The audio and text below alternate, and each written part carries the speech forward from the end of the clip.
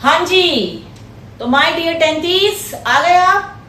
आज नेताजी का जो चश्मा है उस पाठ के प्रश्न उत्तर हम करेंगे, ठीक है। और इनको भी हम डिस्क्राइब करेंगे पूरा आपके सामने, हम अच्छे से व्याख्या करेंगे। और इसका जो लिंक है ना वो मैं कमेंट बॉक्स में दे दूंगी, तो आप आराम से जब भी आपको जरूरत हो तो आप उसको कर सकते हैं, ठीक है। तो आगे चले, क्लियर हो गया सबको? ठीक है, आपने बुक खोल लीजिए, क्वेश्चन आंसर वाला जो पेज है लास्ट में चैप्टर का जहां खत्म हो रहा है उसके बाद ओपन कर लीजिए और क्लियर हो जाएगा। यस, प्रश्न एक है, सेनानी न होते हुए भी चश्मे वाले को लोग कैप्टन क्यों कहते थे? ठीक है, इसका उत्तर है सेनानी न होते हुए भी लोग चश्मे वाले को कैप्टन इसलिए कहते थे। देखो ये तो आपको लिखना ही है ना, क्वेश्चन से उतारना है। क्योंकि कैप्टन चश्मे वाले में नेताजी के प्रति बहुत ज्यादा श्रद्धा का भाव था, ठीक है, वो उनका सम्मान करता था। वह शहीदों व देशभक्तों के अलावा अपने देश से उसी प्रकार से लगाव रखता था जैसे कि एक फौजी रखते हैं, है ना, जैसे कि किसी फौज का जो सैनिक रखते हैं, ठीक है। उसमें देश प्रेम व देशभक्ति का भाव कूट कूट कर भरा था। मतलब आम लोगों में तो होता ही है, लेकिन किसी और का तो ध्यान गया ही नहीं मूर्ति की तरफ, तो उसमें देश प्रेम व देशभक्ति का भाव अन्य लोगों की अपेक्षा ज्यादा था, कूट कूट कर भरा हुआ था। क्लियर हो गया? वह नेताजी की मूर्ति को बिना चश्मे के देखकर दुखी होता था। जब भी वो नेताजी की मूर्ति को देखता था बिना चश्मे के तो उसके मन में बहुत ज्यादा दुख होता था और इसीलिए उसे चश्मा लगाया था। तो ये जो चारों पॉइंट हैं वो चारों पॉइंट ये क्लियर करते हैं कि क्यों उसे कैप्टन कहा जाता था। वैसे भी कैप्टन पता, लीडरशिप, नेतृत्व, है ना, किसी चीज के लिए कोई इनिशिएटिव लेना, उसके लिए भी कहा जाता है। क्लियर हो गया? चलो दूसरा प्रश्न।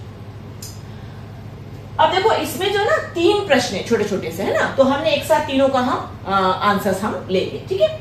तो प्रश्न 2 के 3 भाग हैं। हालदार साहब ने ड्राइवर को पहले चौराहे पर गाड़ी रोकने के लिए मना किया था, लेकिन बाद में तुरंत रोकने को कहा। अब क्यों कहा, है ना, इसके 3 पार्ट हैं। हालदार साहब पहले मायूस क्यों हो गए थे? क का उत्तर यहां पर है। हालदार साहब इसलिए मायूस हो गए थे क्योंकि वे सोचते थे कि कस्बे के चौराहे पर मूर्ति होगी पर उस पर चश्मा नहीं होगा। क्यों नहीं होगा? क्योंकि कैप्टन तो जिंदा नहीं है और अब कोई ऐसा देशभक्त है बचा नहीं कस्बे में जो कि नेताजी की मूर्ति पर चश्मा लगाएगा, इसलिए वो मायूस हो गए थे, है ना। मायूस मतलब ना उम्मीद, है ना, उनको कोई होप नहीं थी। ख पे क्लियर हो गया? ख, मूर्ति पर सरकंडे का चश्मा क्या उम्मीद जगाता है? जो सरकंडे का चश्मा बच्चों ने लगाया था ना, वो क्या उम्मीद जगाता है? ठीक है, तो ख का उत्तर है मूर्ति पर सरकंडे का चश्मा यह उम्मीद जगाता है कि देश में देश प्रेमी और देशभक्ति कभी मर नहीं सकती, कभी समाप्त नहीं हो सकती, ठीक है। कोई भी जो एक देशभक्त मर जाएगा, देश प्रेमी मर जाएगा, तो अन्य देश प्रेमी जागृत हो जाएंगे या आ जाएंगे सामने। उनमें राष्ट्र प्रेम के बीच अंकुरित हो रहे हैं, नई पीढ़ी में भी हो रहे हैं, है ना। आप जैसे जनता है तो अब आप जैसे न्यू पीढ़ी है तो आप में भी तो है ना देश प्रेम की भावना। तीसरा प्रश्न, हालदार साहब इतनी सी बात पर भावुक क्यों उठे? अब इतनी सी तो बात थी भाई, है ना, कि एक नेताजी की मूर्ति पर सरकंडे का गोल चश्मा लगा रखा था, उस पर वो इतने भावुक क्यों गए? भावुक मतलब इमोशनल, उनकी आंखों से आंसू क्यों गिर गए? क्लियर? इसका आंसर है ग। हालदार साहब सोच रहे थे कि कैप्टन के न रहने से नेताजी की मूर्ति चश्मे के विहीन हो जाएगी, चश्मा नहीं होगा।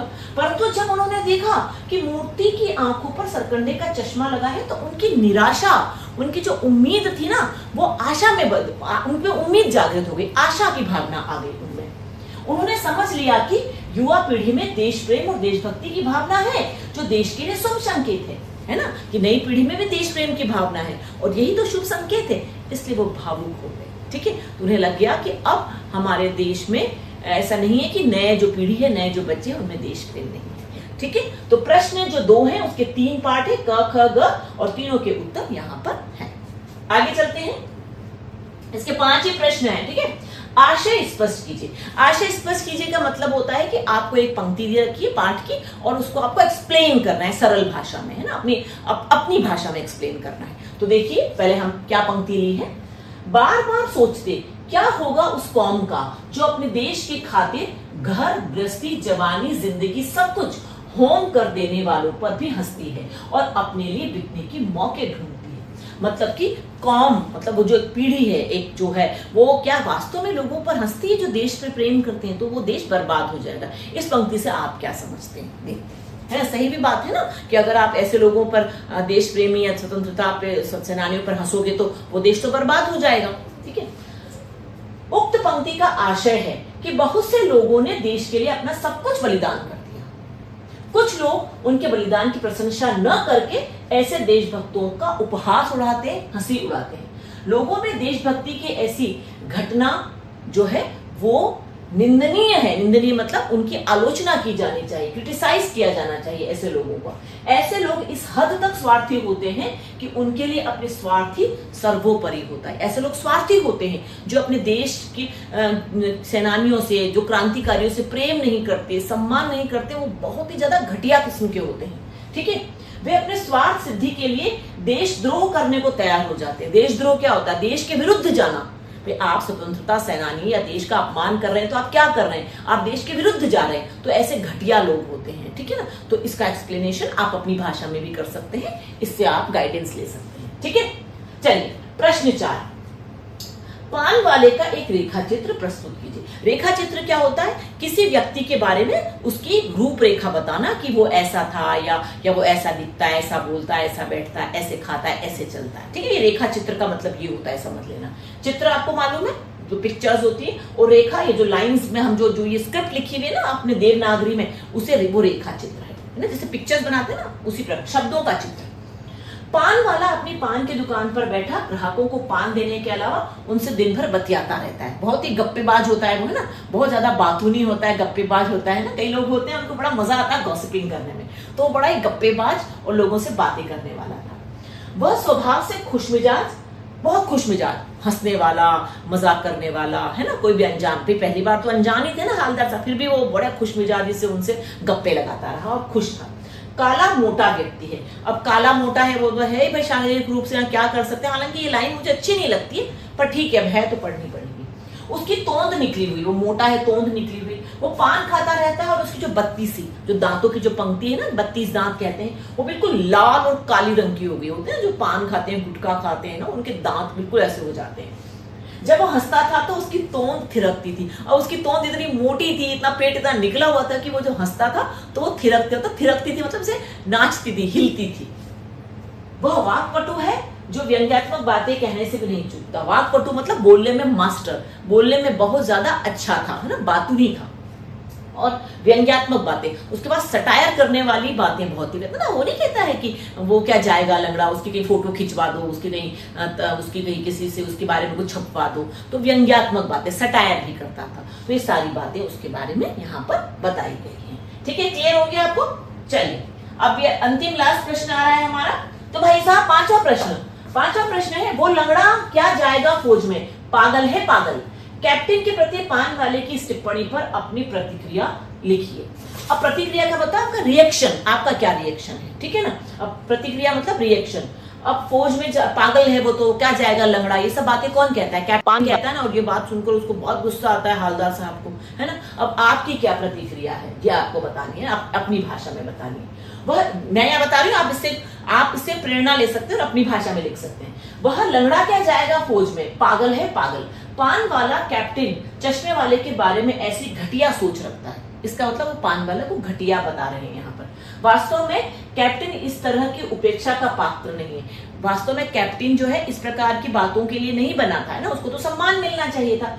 उसका इस तरह से मजाक उड़ाना तनिक भी उचित नहीं है, बिल्कुल उचित नहीं है। उसका मजाक नहीं उड़ाया जाना चाहिए था। वास्तव में कैप्टन उपहास का नहीं, सम्मान का पात्र है। वास्तव में उसका मजाक नहीं, कैप्टन का मजाक नहीं होना चाहिए, उसको तो सम्मान मिलना चाहिए। वो कितना बड़ा काम कर रहा है ना। नेताजी की मूर्ति पर चश्मा लगाता था। लोगों को तो फुर्सत ही नहीं है अपने पैसा कमाने और काम धंधे से, वो तो कर रहा था ना भाई। ठीक है। जो अपने सीमित संसाधनों में भी नेताजी की मूर्ति पर चश्मा लगाकर देश प्रेम का प्रदर्शन करता है। सीमित संसाधन मतलब उसके पास ज्यादा पैसा नहीं था, ज्यादा चीजें नहीं थी, लेकिन उसने कोशिश तो करी। छोटी छोटी कोशिशें हमेशा जीवन में आपको ऊंचाइयों पर ले जाएगी, ये ध्यान रखना। मैं बार बार ये चीज कह रही हूँ, उसको पकड़ लेना।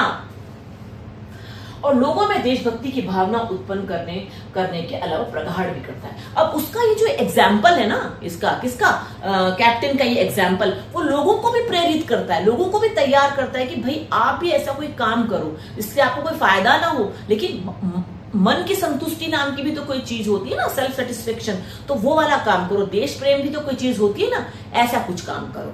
तो इस पाठ में जो चैप्टर में ये जो क्वेश्चन है ना, आपकी टिप्पणी मतलब कमेंट, आपका क्या कमेंट है, वो कमेंट हम डालते हैं ना व्हाट्सएप पे, इस प्रकार के फेसबुक पे, वो कमेंट नहीं है यहाँ पर, है ना।